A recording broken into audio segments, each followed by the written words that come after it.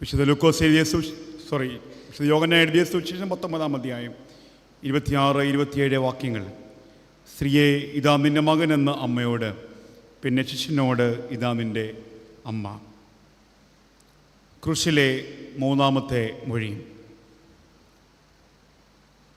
ക്രൂശിലെ ശോകനിർഭരമായ രംഗത്തിൻ്റെ പടിവാതിൽക്കൽ നാം നിൽക്കുകയാണ്. പുരോഹിതന്മാരും മതനേതാക്കന്മാരും ഒക്കെ അവരുടെ പദ്ധതി വിജയിച്ചതിൻ്റെ ആനന്ദഭേരിയിൽ കഴിയുന്ന നിമിഷം. എന്നാൽ ക്രൂശിൽ നിന്ന് അധികം അകലെയല്ലാതെ ഒരു സ്ത്രീ ഹൃദയം പിളർന്ന് നിൽക്കുകയാണ്. താൻ കൊണ്ടു നടന്ന അനുയായികൾ പോലും അവനെ ഉപേക്ഷിച്ചുവല്ലോ എന്നോർത്ത് നിരാശയും ദുഃഖവും വേദനയും അപമാനവും എല്ലാം സഹിച്ചുകൊണ്ട് ആ അമ്മ നിറകണ്ണുകളുമായി ഹൃദയം പിളർന്ന് നിൽക്കുകയാണ്. അപ്പോഴാണ് യേശു ആർദ്രതയോടെ പറയുന്നത്, ഇന്നു മുതൽ യോഹന്നാൻ നിൻ്റെ മകനായിരിക്കും. യോഹന്നാനോട് പറയുന്നു, മറിയ ഇന്നു മുതൽ നിൻ്റെ അമ്മയാണ്.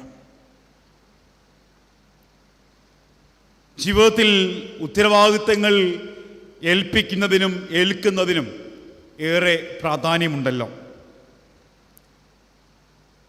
അതുകൊണ്ട് ഉത്തരവാദിത്ത പ്രഖ്യാപനം വിശ്വാസ്യത ചൂണ്ടിക്കാണിക്കുന്ന, ജീവിതത്തിലെ വിശ്വാസ്യത ചൂണ്ടിക്കാണിക്കുന്ന നിമിഷങ്ങളായി മാറുകയാണ്.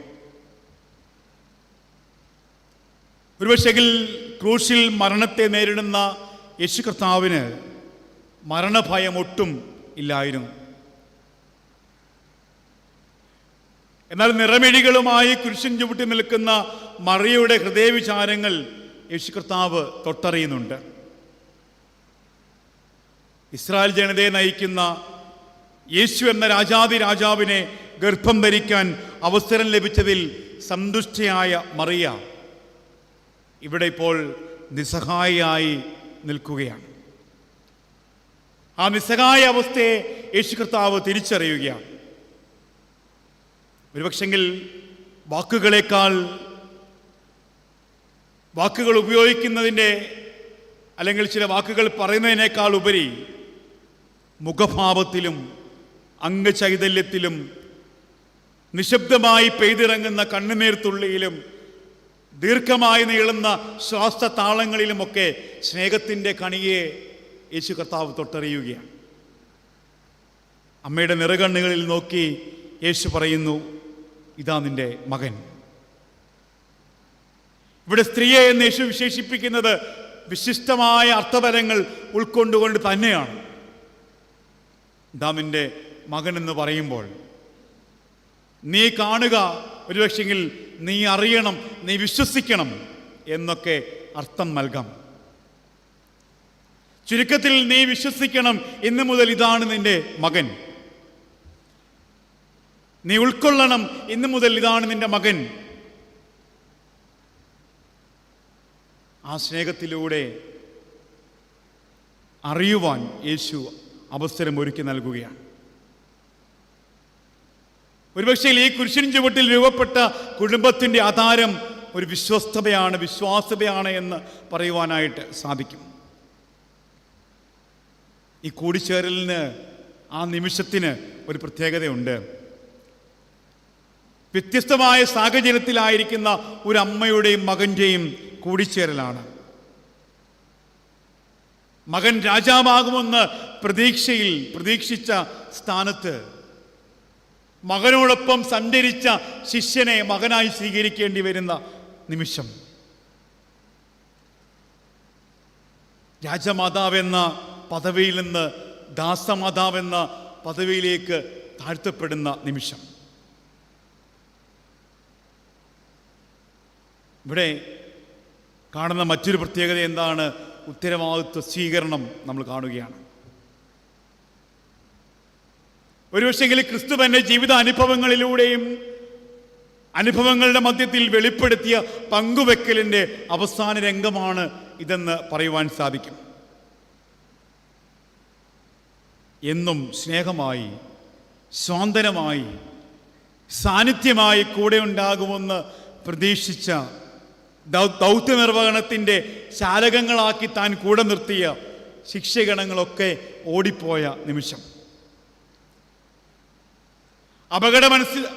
അപകടങ്ങൾ തിരിച്ചറിഞ്ഞിട്ടും അല്ലെങ്കിൽ അപകട സാധ്യത മനസ്സിലായിട്ടും ആ കുരിശിൻ ചുവട്ടിലേക്ക് ധൈര്യപൂർവം വന്ന യോഹന്നാനെ കരുതലിൻ്റെയും സ്നേഹത്തിൻ്റെയും ദൗത്യവാഹകനാക്കുവാനായിട്ട് ചില ഉത്തരവാദിത്തങ്ങൾ പറഞ്ഞേൽപ്പിക്കുകയാണ്. ക്രിസ്തുവിനോടുള്ള സ്നേഹം യോഹന്നാൻ്റെ ഭയത്തെ അകറ്റിയതായിട്ട് കാണുവാൻ സാധിക്കും. അതുകൊണ്ട് തന്നെ യോഹന്നാന് ലഭിച്ച ഒരു അനുഗ്രഹീത പദവിയാണ് യേശുവിൻ്റെ അമ്മയുടെ സംരക്ഷണം. കുരിശിൻ ചുവട്ടിലേക്ക് ഒരു വ്യക്തി കടന്നു വരുമ്പോൾ ചില ഉത്തരവാദിത്തങ്ങൾ, ചില നിയോഗങ്ങൾ, ചില ദൗത്യങ്ങൾ എനിക്ക് നിങ്ങൾക്കും ലഭ്യമായി തീരും. ഇവിടെ ശിഷ്യൻ മറിയെ തൻ്റെ ഭവനത്തിൽ ചേർത്തതിലൂടെ രക്തബന്ധങ്ങൾക്ക് അതീതമായ മാനുഷികവും ആത്മീകമായ ഒരു ബന്ധം ഉടലെടുക്കുകയാണ്. വ്യക്തികൾ പരസ്പരം സ്നേഹിക്കുകയും കരുതുകയും ചെയ്യുന്ന ഒരു വലിയ നവദർശനം ഇവിടെ എൻ്റെയും നിങ്ങളുടെ മനസ്സുകളിലേക്ക് പ്രദാനം ചെയ്യുകയാണ്. ആകുലതകളുടെ മധ്യേ നിൽക്കുന്നവർക്ക് സ്വന്തം അമ്മയുടെ സ്ഥാനം നൽകി സ്വീകരിക്കുന്നതിനും അവരെ കരുതുന്നതിനുമുള്ള ഉത്തരവാദിത്വമാണ് ക്രൂശിലെ 3-ാമത്തെ മൊഴി എന്നോടും നിങ്ങളോടും സംവേദിക്കുന്നത്. പരസ്പരമുള്ള സ്നേഹത്തിലൂടെ, പരസ്പരം കരുതുന്നതിലൂടെ, നിസ്വാർത്ഥമായ പങ്കുവെക്കലിലൂടെ അവരനെ ചേർത്ത് നിർത്തുവാൻ എനിക്ക് നിങ്ങൾക്കും സാധിക്കണം. നമ്മുടെ സാമീപ്യം ആഗ്രഹിക്കുന്ന, നമ്മുടെ വാക്കുകൾ ആഗ്രഹിക്കുന്ന, നമ്മുടെ സാന്നിധ്യം നാം ചേർത്ത് നിർത്തേണ്ട ഒരുപാട് ആളുകളുടെ ലോകത്തിലാണ് ഞാനും നിങ്ങളും ജീവിക്കുന്നത്.